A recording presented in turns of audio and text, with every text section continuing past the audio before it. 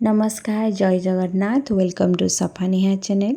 आज मु आपण मानक मो चैनल आपण मानक देखा चाहूँगी सोया पोटैटो कटलेट जोटा कि घरे बनैबा और हेल्दी बनैबा और छुआ मान खाया बहुत भल लगे और छुआ मैंने खाई सारा पर निहाती रूपे कहे नेक्स्ट टाइम बनवाई। तेणुक भिडटी को फास्ट रु लास्ट जाए देखूँ ये मुझे आलू नहीं चारोटी आलू ताको भलसे धोई नहीं कि आउ कि पानी देकी प्रेसर सीझापी छाड़देली। एपटे आउ गोटे जगह नहीं जो थे कि मुझे सोयाबीन नेबी मीडियम साइज बाउल रे दुईटा बाउल सोयाबीन ये नहीं गली दुई बार सोयाबीन दे सारापर से मुझे पानी देदेवी आ पानी देकी गैस रे बसई नेबी सोयाबीन टी भलसे सीझी जावाई। एथे मुझे कौन लुण आड करूना पास खाली पानी देकी सीझे नहीं। देखूँ जो आप फेण फण उठी आसो ताने आम जानीदे आप सोयाबीन भलसे सीझी जा नरम हो जापर गैस को बंद करने और ठंडा हाँपाई छाड़देवे। एपटे मोर 3टी सीटी देला आलू को सीटी देला गैस को बंद कर दूँ ठंडा हाँपाई छाड़ी दूँगी। एबे देखंतु मु गोटे पियाज नहीं ताकू चोपा छड़े एवं चॉपिंग जार रे पकेबी पूरा छोट छोट पीस रे काटी नवाई। चॉपिंग जार रे पियाज एते छोट छोट पीस रे काटी हो जाए जोटा कि आमको सब जिनस मिक्स कला बेले पूरा पूरी मिक्स हो जाए आ भलसे चॉप हो जाए। आ छोट पिलांपाई जेहेतु पियाजटा टिके चॉप हो गले आम गोलेकी कटलेट बनने को सुविधा है पिला मानकु खाइबा पे भी सुविधा हुए टंटे लाखेनी। आपण मानक देखो केते सुंदर रे मोर पियाज काटी हो जाइए। तारे ए चॉपिंग जार रे मु सोयाबीन टाक भी पकईकी चॉप करने भी प्रथमे ठंडा होता ताकू भलसे पानी चुपुड़ी देकी एबे चॉपिंग जार रे पकई नौचे आ ताकू भलसे चॉप करने भी।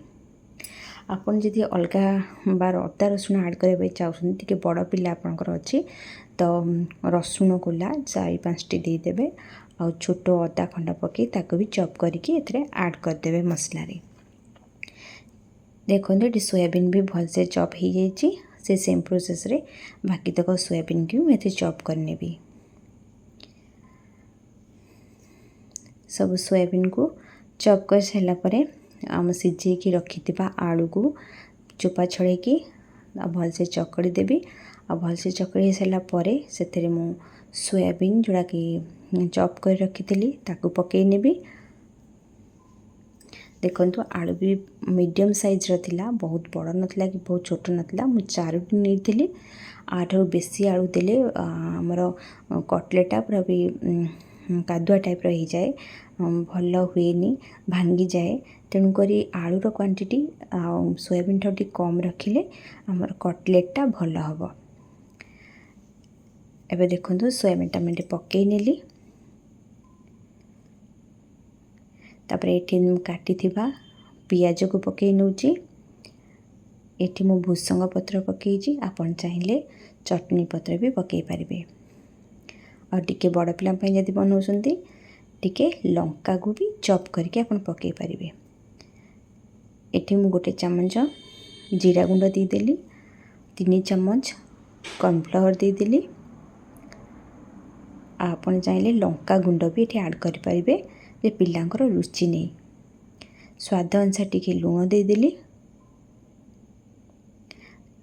ये जेहेतु मुझे छोट पिलांपाई कही आपन गोलमरीच गुंड गोटे चामच दे पारिबे।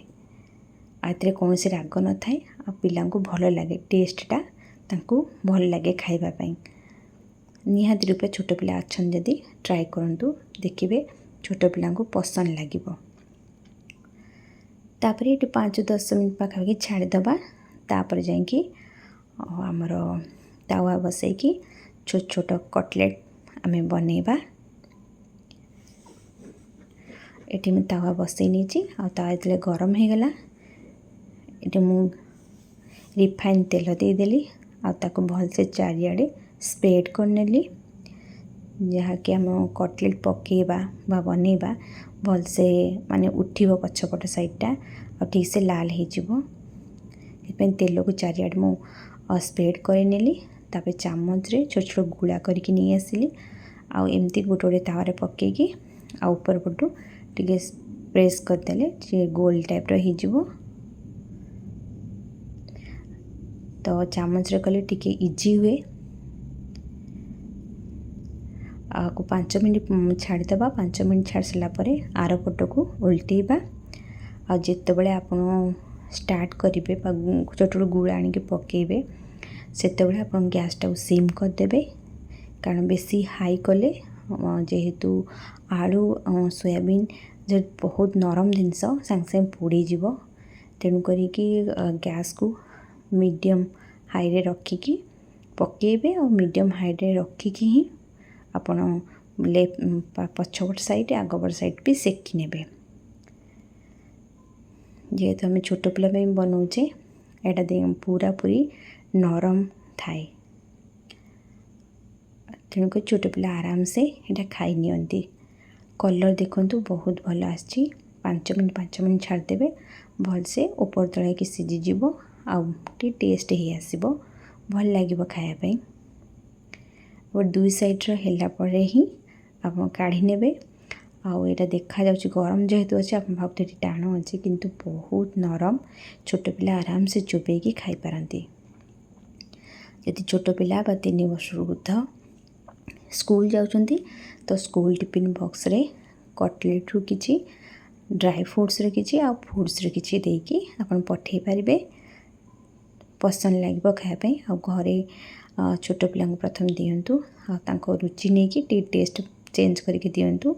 बड़ पिला देवा पे चाहूछंती ताबे एतरे आउटिके राग ऐड करंतु। यदि वीडियोटी भल लगी निहाती लाइक करंतु। मो चैनल नु आछन सब्सक्राइब करंतु।